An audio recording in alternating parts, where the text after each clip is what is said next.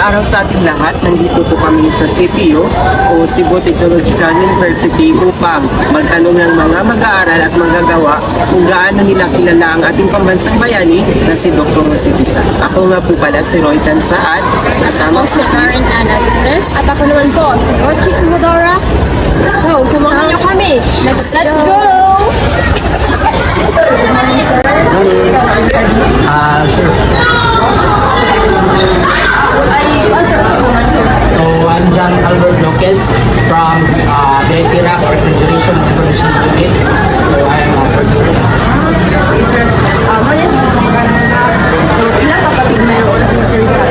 So, meron siyang na kapatid na babae at isang kapatid na lalaki. Meron pa isa, sir. Saan pinanganak si Sir Rizal?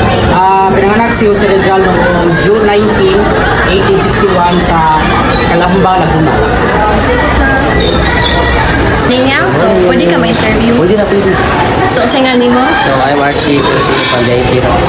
So, ito ang katanungan. So, ano ang pangalan ng ama at ina ni Jose Rizal? So, her mother name was Yadura Alonso Ronda, and her father, his father is Francisco Morgado. Thank you. Good morning, sir. Pwede ka ma-interview, sir? So, first, ano yung pangalan mo, sir? So my name is Lincoln Shannon Adolfo, Bachelor of Industrial Technology, major in Refrigeration and Air Conditioning. So, muna niya ako ang question, sir, ha? So, kailan di ay namatay si Rizal?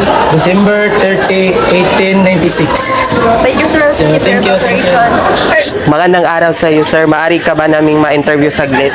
Yes, So, maari ko bang malaman kung ano pong pangalan mo? Didis Florita. So, ito po ang katanungan. Ano ba ang mga nobela ni Jose Rizal? Nole Bitangere, Filibusterismo.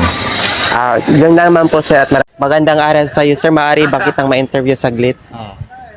Maari ko bang malaman kung ano pong pangalan mo? Noel. Ito po ay katanungan about Rizal. Ano po ang palayaw ni Jose Rizal? Pepe. Ano po ang buong pangalan ni Jose Rizal? Dr. Jose Protasio Rizal Mercado Alonso A. Realonda. Salamat, maraming salamat. Hi, kuya. Ano hapon? So, pwede ka ma-interview, kuya? Pwede. So, ano pangalan mo, kuya? May interduan. So, mo niya ang mga kanya ng mga question. So, first, kaya na, saan niya matay si Rizal? December 30, 1896.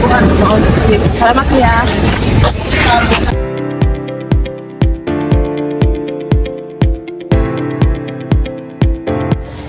Hello, magandang hapon po. Dito naman po tayo ngayon sa mga professional. Tingnan po natin kung alam po, kilala po nila si Jose Rizal.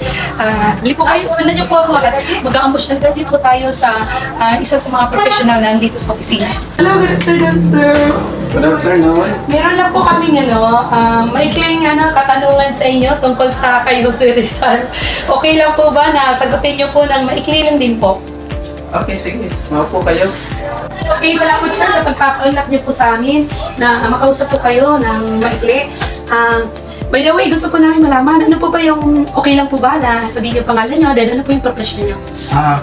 Ako nga pala si Jose Balamban Jr. At ang aking profession ay isang accountant. Ganun po ba? Sige po.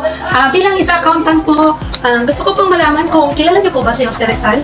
Oo, kapamalang ko na. Ganun po ba? So kung kilala niyo po siya, sino po si Jose Rizal?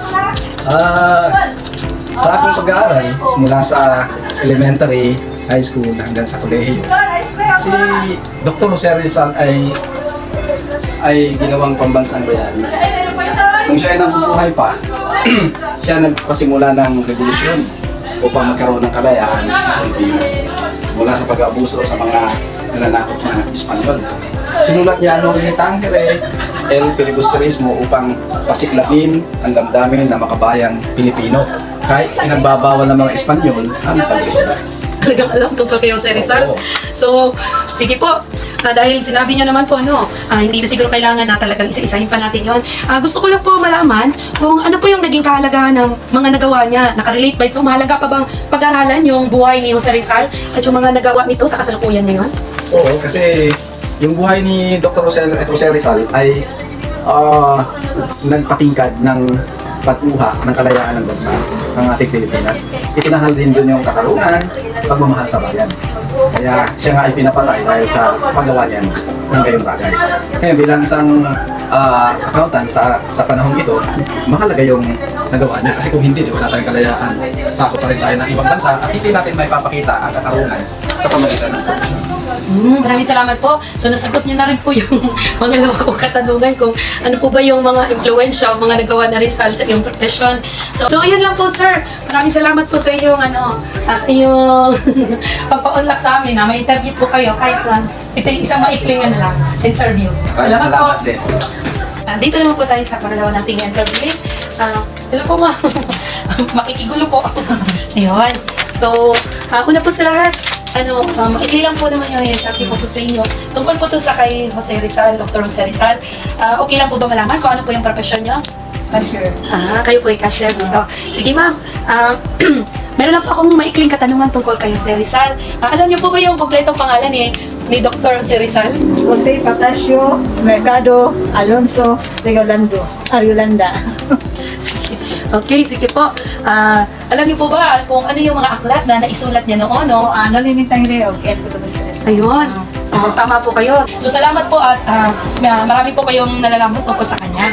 So, meron lang po akong mahalagang katanungan na gusto malaman kung ano po yung opinion nyo sa buhay noon ni Jose Rizal. Mahalaga pa ba yung pag-aralan yung kanyang buhay sa kasalukuyan?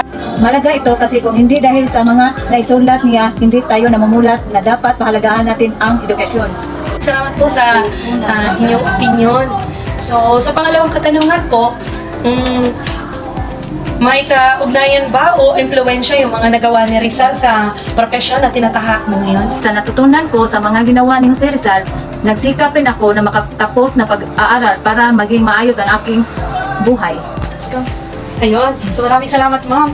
Yun na po. Maraming salamat na malaking ambag pala ito sa inyo bilang mga naging professional kasi nga malaking tulong yung naging background ni Jose Rizal para sa inyo. Sige po, salamat.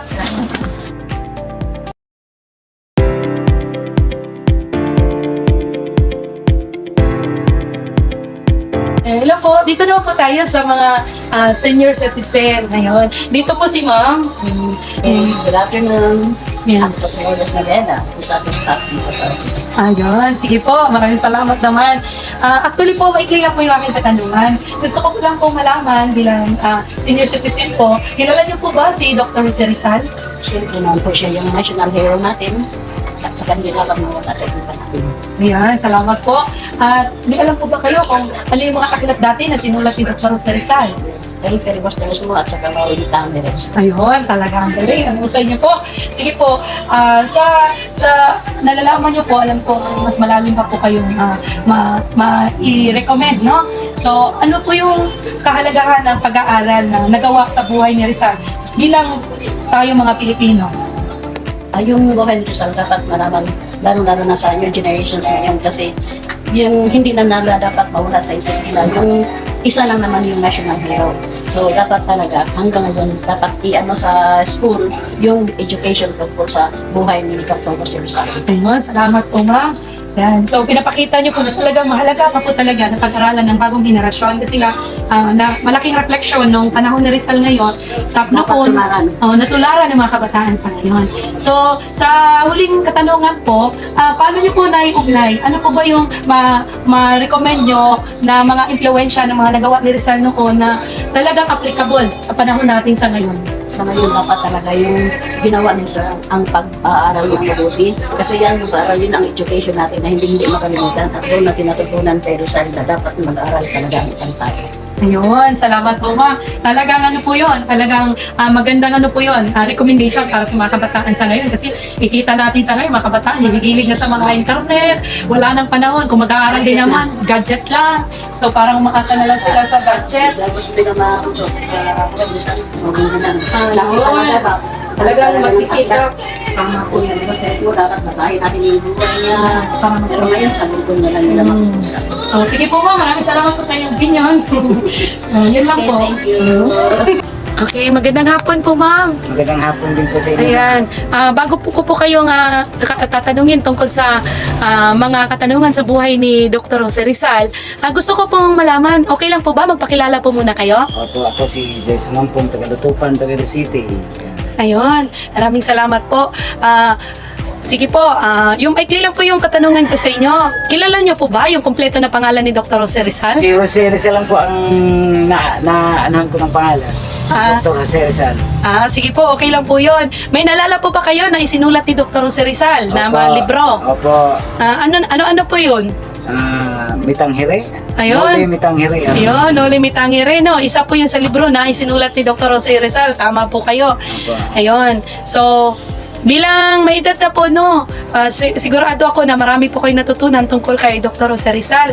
So, payag pa rin po ba kayo na pag-aralan ngayon ang bagong henerasyon, yung tungkol sa buhay ni Dr. Jose Rizal? Opo, dapat lang matuto ang mga kabataan ngayon tungkol kay Jose Rizal.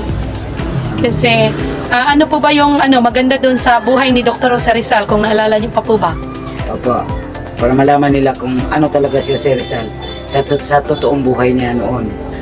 So, ano po ba yung pagkakilala niyo kay Dr. Jose Rizal? Ano po ba siya dito sa Pilipinas o sa atin? Ano nga po siya? Isa po siyang yung bayani sa Pilipinas. Ayun, bayani. Bayani. Pero alam niyo po ba na hindi lang po siya bayani pala dito sa Pilipinas? Bayani po siya sa buong mundo, no? Basta merong Pilipino, ayun. So bilang bayani po, sigurado marami po siyang naiambag, no? Sa ating lipunan. Opo. So ngayon po ay, ano naman po ang iyong masabi tungkol sa mga naitulong or naiambag ni Rizal para sa mga Pilipino sa ngayon? Ano po yung masasabi niyo po? Opo, okay naman si Jose Rizal. Nag-aambak naman po siya sa lahat ng mga school, sa mga bata, para matutunan nila si Jose Rizal kung ano talaga siya sa totoong buhay. Ayun. So, para sinasabi niyo po na talagang malaki po na itulong nito kasi, 'di ba? Yung adhikain, ano po yung adhikain nga ni Rizal noon nung sabi niya tungkol sa kabataan? Ang kabataan ay Ang kabataan ay dapat lang na matuto sila kasi para malaman nila si Jose Rizal kung ano sa totoong buhay. oo. At saka yung, 'di ba, may kasabihan siya dati, no, kung naalala niyo po, ang kabataan yung pag-asa ng bayan, di po? Opo. Di po ba? Opo. Ayun. Pag-asa ng mga kabataan. So ano ngayon dapat gawin ng mga kabataan? Ano po masasabi niyo po? Para sa mga kabataan. O kayong mga kabataan talagang mag-aral kayo ng mabuti para makatulong kayo sa inyong mga magulang. At saka matuto rin kayo kung ano si Jose Rizal. Okay. Sige po, yan lang po, ma'am. Salamat po. Sa pagtatapos ng aming vlog tungkol sa pagkakilanlan kay Rizal ng mga mamamayan, merong hindi siya masyadong kilala at marami naman yung may mataas sa pagpahalaga tungkol sa kanya. Kaya pinapatunayan lamang po nito na ang kanyang kontribusyon noon ay natili pa rin mahalaga sa kasalukuyan at sa panahon natin sa ngayon.